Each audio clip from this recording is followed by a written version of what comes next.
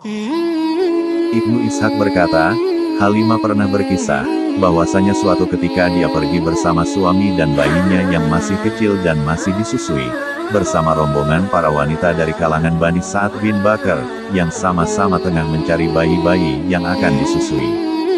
Halimah berkisah, ketika itu sedang musim paceklik di mana kami sudah tidak memiliki apa-apa lagi. Lalu aku pergi dengan mengendarai seekor keledai betina berwarna putih kehijauan milikku, beserta seekor onta yang sudah tua. Demi Allah, tidak setetes pun susu yang dihasilkannya, kami juga tidak bisa melewati malam dengan tidur pulas lantaran tangis bayi kami yang menangis kelaparan sedangkan air susu di payudaraku tidak mencukupi. Begitu juga dengan air susu onta tua kami tersebut sudah tidak berisi. Akan tetapi kami selalu berharap pertolongan dan jalan keluar. Selanjutnya aku pergi dengan mengendarai keledai betina milikku yang sudah tidak kuat lagi untuk meneruskan perjalanan, sehingga hal ini membuat rombongan kami merasa kesulitan, akibat letih dan kondisi kekeringan yang melilit. Akhirnya kami sampai juga ke Makkah untuk mencari bayi-bayi yang akan disusui tersebut. Tidak seorang wanita pun di antara kami ketika ditawarkan kepadanya untuk menyusui Rasulullah, melainkan menolaknya bila diberitahu perihal kondisi beliau yang yatim. Sebab tujuan kami hanya mengharapkan imbalan materi dari orang tua si bayi. Sedangkan beliau bayi yang yatim, apa gerangan yang dapat diberikan oleh ibu dan kakeknya buat kami? Kami semua tidak menyukainya karena hal itu. Akhirnya, semua wanita penyusu yang bersamaku mendapatkan bayi susuan kecuali aku. Tatkala kami semua sepakat akan berangkat pulang, aku berkata kepada suamiku, "Demi Allah, aku tidak sudi pulang bersama teman-temanku tanpa membawa seorang bayi susuan.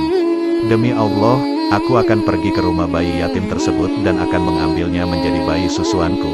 Lalu suamiku berkata, "Tidak mengapa bila kamu melakukan hal itu. Mudah-mudahan Allah menjadikan kehadirannya di tengah kita sebagai suatu keberkahan."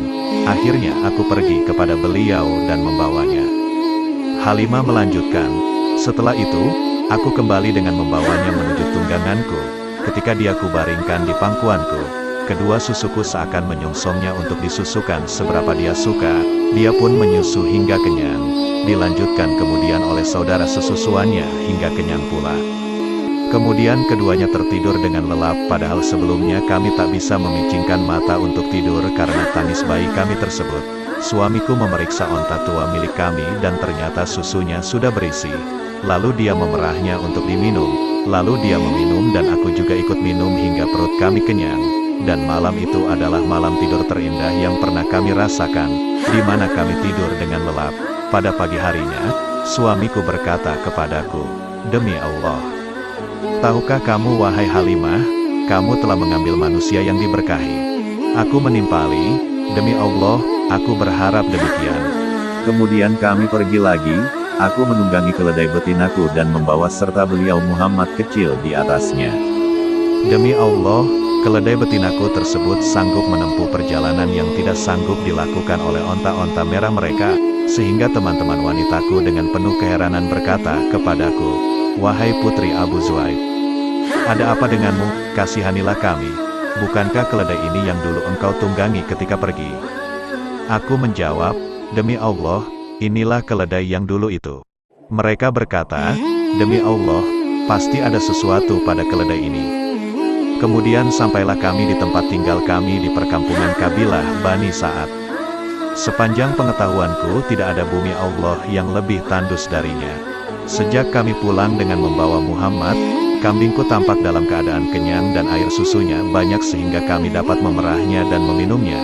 Padahal orang-orang tidak mendapatkan setetes air susu pun meskipun di kantong susu kambing. Kejadian ini membuat kaumku yang bermukim berkata kepada para penggembala mereka, "Celakalah kalian. Pergilah, ikuti kemana saja penggembala kambing putri Abu Zuhaib mengembalakan kambingnya." Meskipun demikian, realitasnya, kambing-kambing mereka tetap kelaparan dan tidak mengeluarkan air susu setetes pun, sedangkan kambingku selalu kenyang dan banyak air susunya. Demikianlah, kami selalu mendapatkan tambahan nikmat dan kebaikan dari Allah hingga tak terasa 2 tahun pun berlalu dan tiba waktuku untuk menyapihnya. Dia tumbuh berkembang tidak seperti kebanyakan anak-anak sebayanya, sebab sebelum mencapai usia 2 tahun dia sudah tumbuh dengan postur yang bongsor. Halimah melanjutkan, Akhirnya kami mengunjungi ibunya, dan dalam hati yang paling dalam kami sangat berharap dia masih bisa berada di tengah keluarga kami karena keberkahan yang kami rasakan sejak keberadaannya tersebut. Kemudian kami membujuk ibunya, aku berkata kepadanya, kiranya Anda sudi membiarkan anak ini bersamaku lagi hingga dia besar, sebab aku khawatir dia terserang penyakit menular yang bisa menjangkiti kota Makkah. Kami terus memelas kepadanya hingga dia bersedia mengembalikannya untuk tinggal bersama kami lagi. Begitulah, Muhammad kecil akhirnya tetap tinggal di perkampungan kabilah Bani Sa'ad, hingga terjadinya peristiwa dibelahnya dada beliau ketika berusia 4 atau 5 tahun. Imam Muslim meriwayatkan dari Anas bahwasanya Rasulullah didatangi oleh Jibril saat beliau tengah bermain bersama teman-teman sebayanya. Jibril menangkap dan merebahkan beliau di atas tanah lalu membelah jantungnya, kemudian mengeluarkannya. Dari jantung ini dikeluarkan segumpal darah. Jibril berkata, ini adalah bagian setan yang ada pada dirimu, sehingga bila tetap ada, ia dapat memperdayaimu. Kemudian mencuci jantung tersebut dengan air zam-zam di dalam baskom yang terbuat dari emas, lalu memperbaikinya dan menaruhnya di tempat semula. Teman-teman sebayanya tersebut berlarian mencari ibu susuannya seraya berkata, Muhammad telah dibunuh. Mereka akhirnya beramai-ramai menghampirinya dan menemukannya dengan rona muka yang sudah berubah.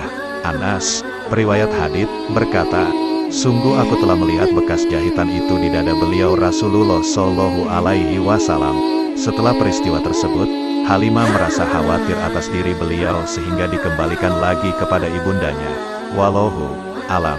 Dikutip dari buku Ar-Rohiqul Mahtum karya Syekh Sofiyur Rahman Al-Mubarakfuri.